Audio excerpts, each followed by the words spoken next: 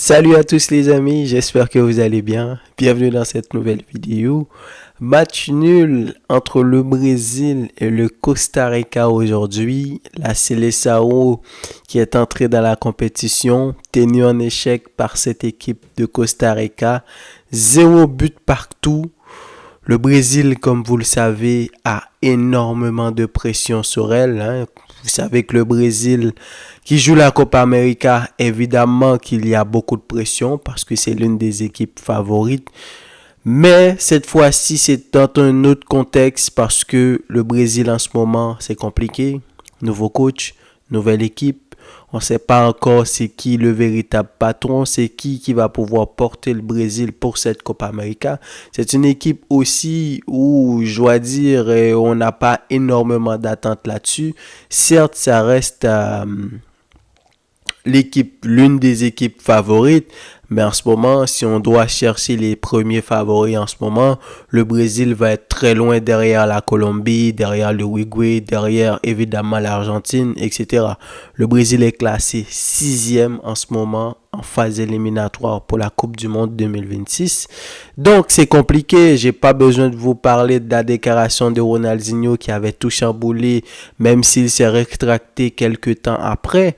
Mais tout ça, pour vous mettre dans le contexte, donc c'est un Brésil qui était dans l'obligation de gagner aujourd'hui. Et malheureusement, match nul, peut-être manque de chance, manque d'efficacité ou des pénaltys peut-être qu'on aurait pu siffler ou pas. Mais quand même, résultat final, match nul. Alors, le Brésil a commencé aujourd'hui dans un 4-2-3-1 avec Alisson dans les buts. Défense centrale, Militao Marquinhos. À gauche, Arana. À droite, Danilo, le capitaine. En double pivot, Joao Gomes, Bruno Guimaraes. Devant eux, Lucas Paqueta en 10. Rodrigo à gauche. Rafinha à droite. Et Vinicius, encore une fois, en tant que pointe. Comme vous le savez, Vinicius, c'est pas forcément un vrai pointe. Il va évidemment reculer de temps en temps sur son côté prédilection avec Rodrigo qui revient sur lui de temps en temps. Donc, la première chose à dire pour ce match, c'était un match avec beaucoup d'intensité, les amis, comme vous avez vu. Un match avec beaucoup d'engagement. Le Costa Rica qui est venu dans un système en 5-3-2. En parlant du Costa Rica, ça me fait penser, le Costa Rica de Keylor Navas, de Joel Campbell en 2014 qui sont allés en quart de finale. Ils se sont fait éliminer contre la Hollande de Arjen Robben. Mais quand même, c'était une très belle Costa Rica. Joel Gomez d'ailleurs qui est encore là dans cette équipe-là, il est encore jeune. Lui, il doit avoir peut-être 31 ou 32 ans. Il est monté en cours de match. Donc, le Costa Rica était clairement venu dans un système défensif parce que contre le Brésil, il n'y a pas photo. Même si le Brésil en ce moment, c'est compliqué. Mais Costa Rica contre le Brésil, peu importe ce Brésil-là qu'on a, obligatoirement, le Brésil est favori. Alors, vers les 27e ou 28e minutes de jeu, le Brésil a cru avoir fait le plus dur sur un coup franc de Rafinha.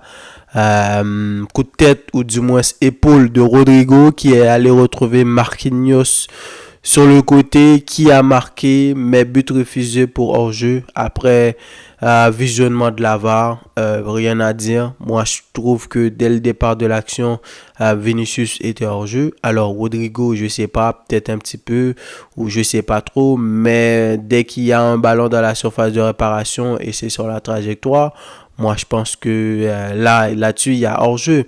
Alors, je parlais de penalty peut-être non sifflé. Il y avait l'action sur Vinicius.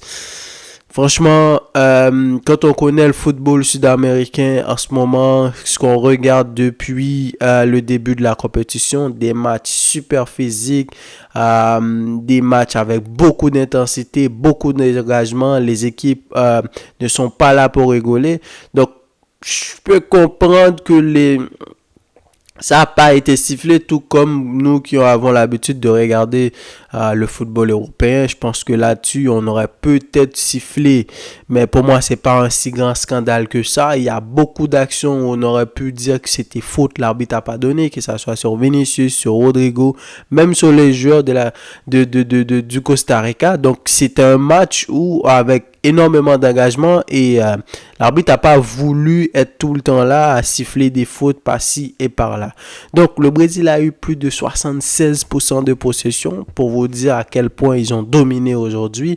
C'était certes pas un football flamboyant, c'était pas un football où tu avais l'impression qu'il y avait des attaques placées, etc. Ça allait très vite, tantôt Rodrigo à droite, tantôt Rodrigo à gauche, Vinicius sur le côté. Il manquait évidemment un numéro 9 dans cette équipe-là. Et puis surtout, la pointe de l'attaque, c'est pas une pointe d'attaque qui fait peur. C'est une attaque où tu as de la qualité. Tu as Vinicius, tu as Rodrigo, tu as Rafinha. Mais c'est qui vraiment qui va te mettre la balle dans les buts? Lucas Paqueta n'a pas été chanceux sur un tir qui a touché le poteau. Malheureusement pour lui.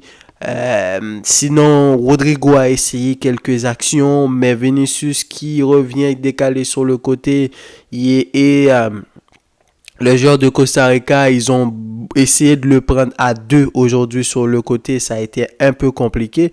Mais le jeu de Vinicius avec des centres en retrait ou des centres dans la surface, mais c'est qui va recevoir ce ballon-là? Et je pense que ça aussi a posé beaucoup de problèmes. Et surtout les latéraux, que ce soit Danilo ou Arana, oui, ils ont touché des ballons. Mais c'est quel genre de ballon ils ont touché? Est-ce qu'ils ont énormément été dans la surface de l'autre équipe? Pas vraiment. Qu'est-ce qu'ils ont apporté? Voilà, donc ça a été un Brésil très dominateur, mais quand même, j'arrivais pas non plus à voir qu'est-ce que le Brésil pouvait proposer. Plus de 19 tirs sur le camp adverse, sur la Costa Rica. Et si je me rappelle bien, il y a peut-être 3 tirs cadrés. Donc c'est pour vous dire que le Brésil, certes, avait la possession, certes, il mettait le danger, mais j'ai pas trouvé le Brésil poser énormément de pression, ou du moins c'est pas vraiment des attaques où j'aurais pu dire que bon voilà c'est de la malchance. Donc c'est ça, plus de 19 tirs, mais il y a que 3 cadré, plus de 690 passes, 90% de passes réussies, mais c'est toutes des passes dans leur moitié de terrain, ou du moins plus en avant de la moitié de terrain du Costa Rica, mais à chaque fois qu'ils rentraient dans la surface de réparation, c'était compliqué. Le gardien du Costa Rica qui a fait un bon match aujourd'hui, il y a eu une action là, il aurait pu encaisser un but contre son camp, le défenseur qui a essayé de faire une tête défensive, mais malheureusement, ces genres d'actions-là, ces genres de ballons-là qui traînent dans la surface de réparation, c'est compliqué. Ça a touché sa tête et il aurait pu surprendre le gardien. Heureusement qu'il était sur ses gardes. Ensuite, le Brésil a fait des changements. Quelqu'un comme Martinelli est monté. Quelqu'un comme Savio est monté. Hendrick également est monté à la place de Vinicius, mais ça n'a pas suffi. Vinicius qui est sorti donc dans un match où c'est compliqué, tu as besoin de gagner ce match et tu vois que Vinicius est sorti, donc pour moi ça veut dire énormément de choses. Ensuite Savio qui est monté sur le côté, c'est plus un provocateur que Rafinha. D'ailleurs, il a quinté quelques petites actions, mais c'est toujours pas concret, c'est toujours pas... Je veux dire, certes, il y a du mouvement dans la surface, mais il n'y a pas vraiment d'attaque placée pour vraiment... J'ai pas l'impression qu'il y a quelqu'un qui sait vraiment ce qu'il fait pour mettre l'équipe adverse en difficulté. Et ça, c'est l'une des choses qui va peut-être poser problème à cette équipe brésilienne, c'est que... il faut, dans le football de très haut niveau, il faut vraiment quelqu'un pour mettre la balle dans les buts. Il faut vraiment un attaquant qui va marquer. Vinicius, en ce moment, oui, Rodrigo, il en a l'habitude, mais à eux deux, c'est pas comme c'est pas le même système avec le Real Madrid où tu as Valverde, tu as Carvajal qui amènent évidemment leur apport offensif. Tu as un Bellingham qui rentre dans la surface, c'est pas pareil. Donc, tu es obligé de faire avec et... Malheureusement, ça n'a pas marché. Donc, après ce match nul-là, le Brésil va être classé deuxième ou troisième, dépendamment. Ça n'a pas vraiment d'importance parce qu'ils ont le même point que le Costa Rica, un point. Mais la Colombie qui a gagné aujourd'hui contre le Paraguay 2-1, qui est en tête de ce groupe-là. Prochain match du Brésil, ça va être contre le Paraguay. Donc, inutile de vous dire que là, le Brésil a obligatoirement besoin de gagner. Ça encore va mettre plus de pression sur cette sélection-là. Et j'ai hâte de voir. Je pense que le match, ça va se jouer vendredi prochain. J'ai hâte de voir qu'est-ce que ça va donner. Donc, donnez-moi vos avis dans les commentaires, les amis. Dites-moi qu'est-ce que vous en avez pensé de ce match. Un match digne d'un match de Copa América sud-américaine. Moi, je me suis régalé.